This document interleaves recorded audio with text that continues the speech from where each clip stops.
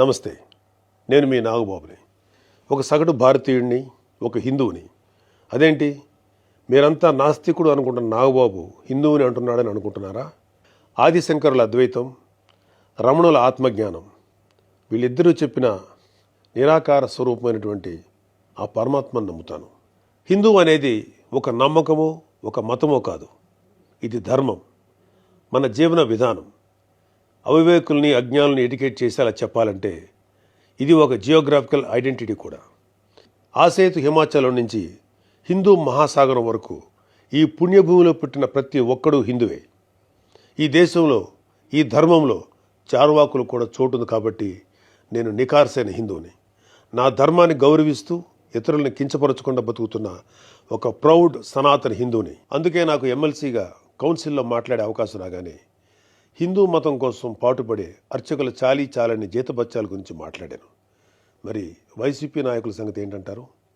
రండి చూద్దాం.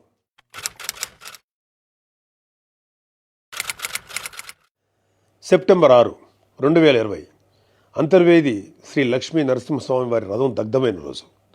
రాష్ట్ర వ్యాప్తంగా ఉన్న హిందువులందరి మనోభావాలు దెబ్బతిన్న రోజు. అప్పటి వైసీపీ ప్రభుత్వం ప్రతిపక్షాల ఒత్తిడికి తలొగ్గి కేసుని సిబిఐకి అప్పచెప్తామని చెప్పింది.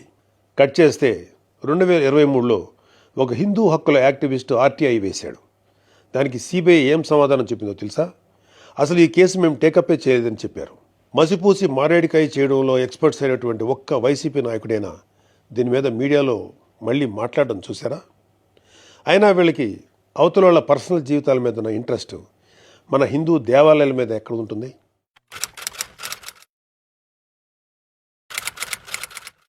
డిసెంబరు 2020 రామతీర్థం రాముడు మనకు ఒక దైవం.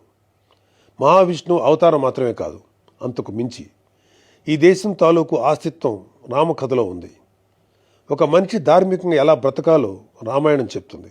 రామాయణంలో మారీచుడు చెప్తాడు, రామో విగ్రహవాన్ ధర్మ సాధు సత్య పరాక్రమ అని. ఈ భూమి మీద రాశీభూతమైన ధర్మమే శ్రీరాముడిని నమ్మే జాతి మనది. అలాంటి రాముడి శిరస్సును నరికినా పట్టించుకునే ప్రభుత్వం వైసీపీ ప్రభుత్వం. అప్పటి ప్రభుత్వం ఇన్వెస్టిగేషన్లో చూపించిన నిర్లక్ష్యం వల్ల దీని వెనుకున్న అసలు దోషులను శిక్షించలేక ఏదో నామకే వాస్తే కేసులు పెట్టి దీన్ని నీరు కార్చారు. అయినా మీకు మీ మంత్రులకి రిలీజ్ సినిమాలకు రివ్యూలు ఇవ్వడం మీద ఉన్న శ్రద్ధ రాముడి మీద ఎందుకు ఉంటుంది?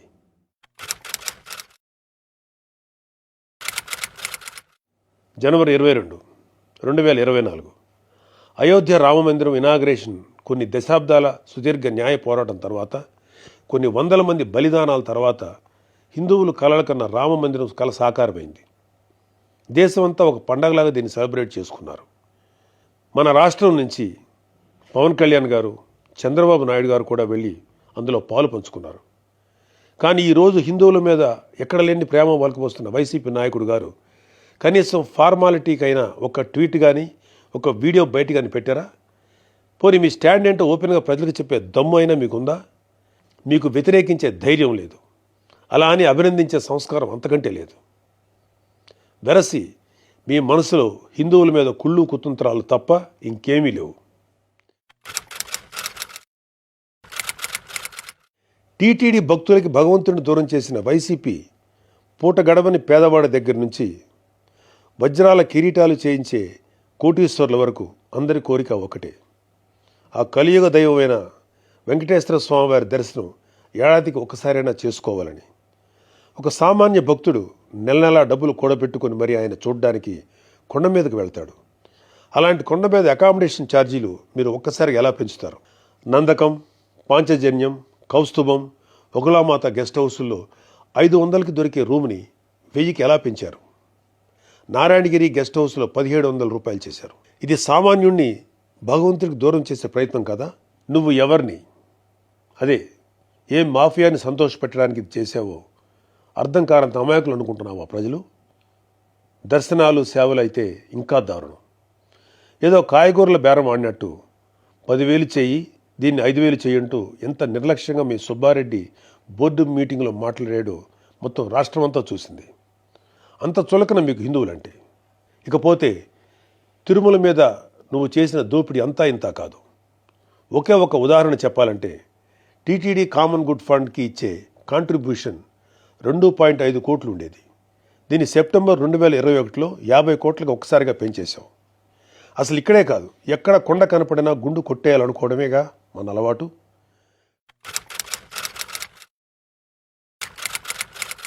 Declaration form. ప్రతి రిలీజియస్ ఇన్స్టిట్యూట్కి ఒక సాంప్రదాయం ఉంటుంది. దాన్ని గౌరవించడం మన ధర్మం. యుధా రాజా తదా ప్రజ అంటారు. నాయకులే రూల్స్ ఫాలో కాకపోతే ఇంకా ప్రజలు ఏం ఫాలో అవుతారు? అయినా బాధ్యత గురించి వైసీపీకి చెప్పడం చెవిటోడి చెవిలో శంఖం ఊదినట్టే. పవన్ కళ్యాణ్ గారు ఆయన కూతురు పొలినాని తిరుమల తీసుకువెళ్ళినప్పుడు ఆ అమ్మాయి మైనర్ అయినా కూడా ఒక గార్డియన్గా ఆ అమ్మాయి తరఫున డిక్లరేషన్ ఇచ్చారు.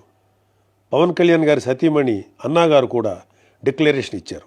ఇంత ఎందుకు, ఈ దేశ రాష్ట్రపతి అబ్దుల్ కలాం గారు కూడా తిరుమలలో డిక్లరేషన్ ఫామ్ పైన సంతకం చేసి అక్కడి నుంచి సాంప్రదాయాన్ని గౌరవించారు.